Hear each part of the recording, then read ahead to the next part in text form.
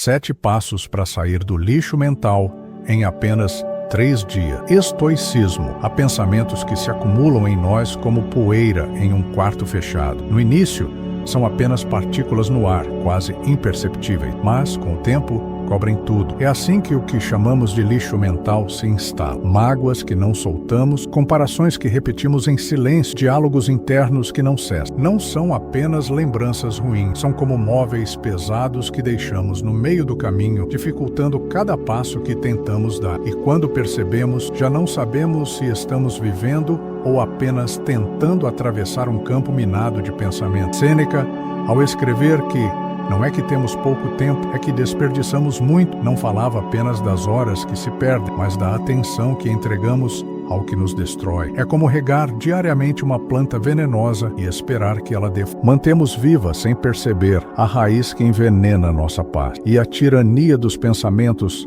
não examinados é essa. Eles nos governam sem que percebamos, moldando o tom de nossos dias e a forma como olhamos para nós mesmos. Epicteto, com a clareza de quem sabia que a vida é breve demais para ser gasta no que não controlamos, nos lembraria da fronteira entre o que é nosso papel limpar e o que nunca foi responsabilidade nossa. E essa distinção é libertadora. Nem tudo que está em nossa mente nasceu de nós. Muitas ideias foram plantadas por outros, expectativas, julgamentos, padrões inalcançáveis. Mas não é porque algo está dentro que precisa ficar. A mente, nesse sentido, é como um quintal. Se cuidamos dela, florescem ideias que nos sustentam. Se a abandonamos, as ervas daninhas crescem sozinhas, ocupando espaço e sufocando qualquer flor que tente nascer. E não é preciso um grande esforço para que isso aconteça. Basta a ausência de cuidado. O lixo mental, como a praga no jardim, prospera no descuido e no silêncio. Mas este não é um convite à perfeição, nem a uma mente estéril,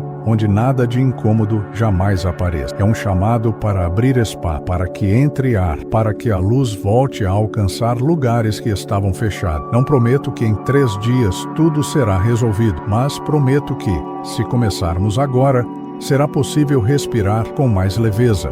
E às vezes, esse é o primeiro passo para viver novamente. O peso invisível do diálogo interno. Há dias em que a batalha começa antes mesmo de abrirmos os olhos. Ainda deitados, sentimos a mente acordar como se alguém tivesse ligado um rádio em volume alto. Lembranças antigas, preocupações que não foram resolvidas, frases que repetimos para nós mesmos como um eco. Esses pensamentos não são passageiros, permanecem, rondam, e pouco a pouco criam um campo minado emocional que atravessamos o dia inteiro. Basta um passo em falso para que algo detone e nos leve de volta àquele mesmo ponto de dor. Esse diálogo interno raramente é gentil. Muitas vezes somos o nosso crítico mais severo, repreendendo-nos por erros antigos como se tivessem acontecido ontem. Um comentário mal feito, uma oportunidade perdida, uma decisão que poderia ter sido diferente. Guardamos cada detalhe como se fosse prova contra nós mesmos. Mas, como lembrava Sêneca, não é a morte que devemos temer, mas nunca começar a viver. E viver não é carregar no presente o peso de todos os passados possíveis. O cérebro, quando alimentado constantemente pelas mesmas memórias, constrói rotas automáticas. É como um caminho na floresta que, de tanto ser percorrido, torna-se a única trilha visível. Assim, mesmo quando poderíamos escolher outros pensamentos, acabamos voltando para o mesmo lugar. Não porque ele seja o melhor, mas porque é o mais conhecido. E o familiar, mesmo que doloroso, pode parecer mais seguro do que o desconhecido. O lixo mental se fortalece nesse ciclo. Memória que leva à emoção, emoção que reforça a memória. É como uma roda que nunca para de girar. Para o estoicismo, romper esse movimento começa por examinar o que deixamos morar dentro de nós. Sêneca nos convida a escolher quais lembranças manter vivo, porque nem todas merecem o privilégio de permanecer. A mente pode ser como um abrigo, mas também pode se tornar uma prisão. E na maioria das vezes é a mobília que escolhemos manter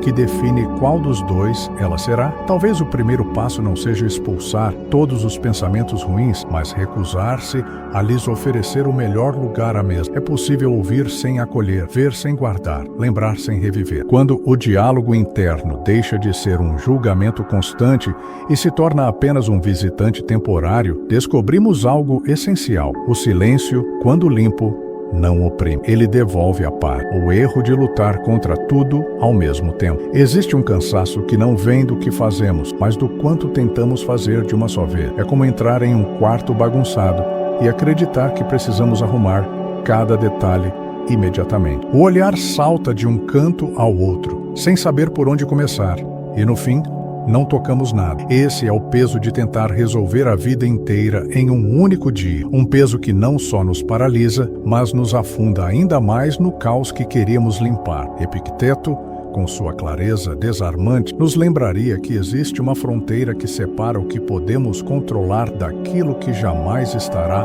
em. Ele ensinava que viver bem não é abraçar o mundo inteiro, mas escolher com precisão onde colocar o próprio esforço. E para isso, precisamos dividir, de um lado, aquilo que depende de nós, do outro, o que não depende. A segunda lista pode ser longa, dolorosa até, mas não é nossa tarefa carregá-la. É como tentar remar com um remo quebrado. Não importa a força, o barco não vai avançar. A verdade é que, ao tentar abraçar tudo, abraçamos também o que nos fere. Colocamos no mesmo espaço as dores antigas e as responsabilidades presentes, as incertezas do futuro e as tarefas do agora. O resultado é um peso misturado que não sabemos como separar. Sêneca dizia que quem é escravo das esperanças e dos medos nunca será livre. Lutar contra tudo é viver prisioneiro das próprias batalhas, sem perceber que muitas delas nem deveriam ser nós. Há um alívio quase imediato quando reduzimos o campo de ação. Quando decidimos que hoje não vamos consertar o passado inteiro,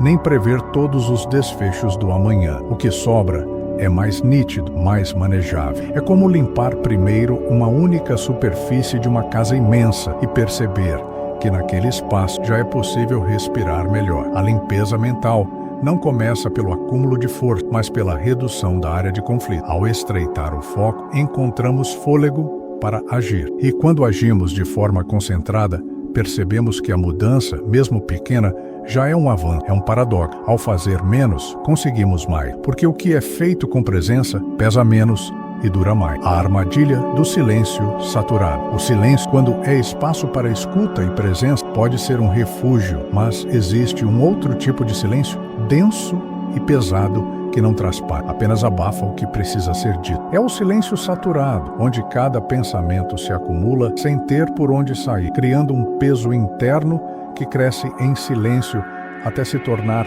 insuportável. Por fora, tudo parece calmo. Por dentro, a mente é como um quarto fechado há anos, com o ar parado, e um cheiro que denuncia o que ficou guardado por tempo demais. No estoicismo, a quietude não é ausência de movimento, direção, é a pausa que nos permite agir melhor, não o abandono da ação. Quando o silêncio apenas encobre, ele se transforma em prisão. É como colocar um pano sobre uma água estagnada. O que está ali continua apodrecendo, mesmo fora de vista. Epicteto diria que a mente precisa de canais de escoamento, assim como a terra precisa de rios para não se tornar deserto. Esse silêncio aprisionado acontece quando tememos a exposição das nossas feridas, ou quando acreditamos que falar sobre elas é sinal de fraqueza. Guardamos mágoas como se fossem segredos perigosos, mas, na verdade, é o ato de escondê-las que as torna mais fortes. O mesmo vale para culpas, frustrações e arrependimentos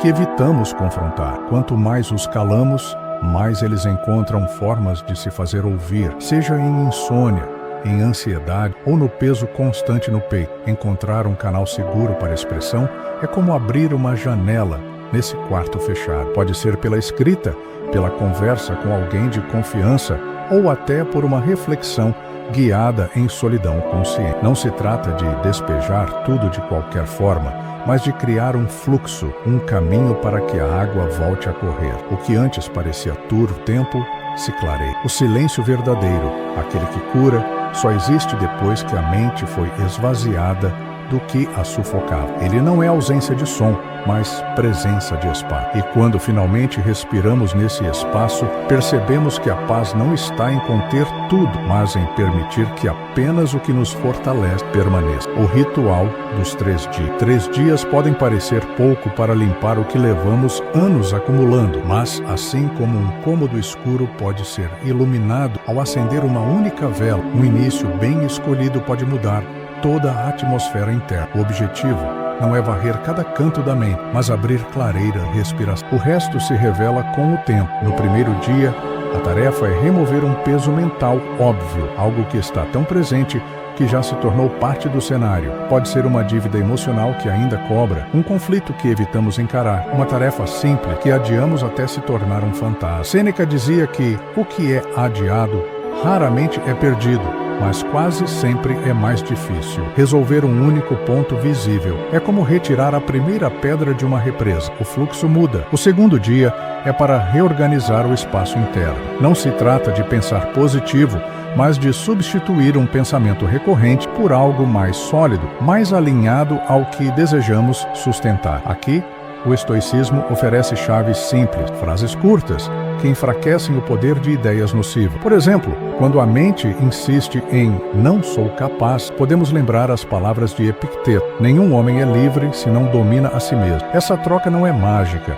mas é como plantar uma semente diferente no solo da consciência. O terceiro dia é a criação de uma âncora diária, algo pequeno, repetido todos os dias, que simbolize ordem e presença. Pode ser arrumar a cama logo ao acordar, caminhar alguns minutos sem qualquer distração ou até preparar uma xícara de café em silêncio. O valor não está no ato em si, mas na mensagem que ele envia. Este é o meu ponto de firmeza, mesmo que tudo o resto mude. É a marca silenciosa de que existe centro estável dentro de nós. Ao final desses 3 dias, a mente não estará zerada e nem prestar. O que se constrói é um espaço habitável, onde os pensamentos não se amontoam ao ponto de nos sufocar. Marco Aurélio dizia que a alma é tingida pela cor dos seus pensamentos. Ao limpar um canto por vez, permitimos que essa cor mude, mesmo que levemente. E às vezes é essa mudança sutil que abre caminho para uma transformação muito maior. Sêneca dizia que a clareza é uma forma de liberdade. Viver sem carregar o lixo mental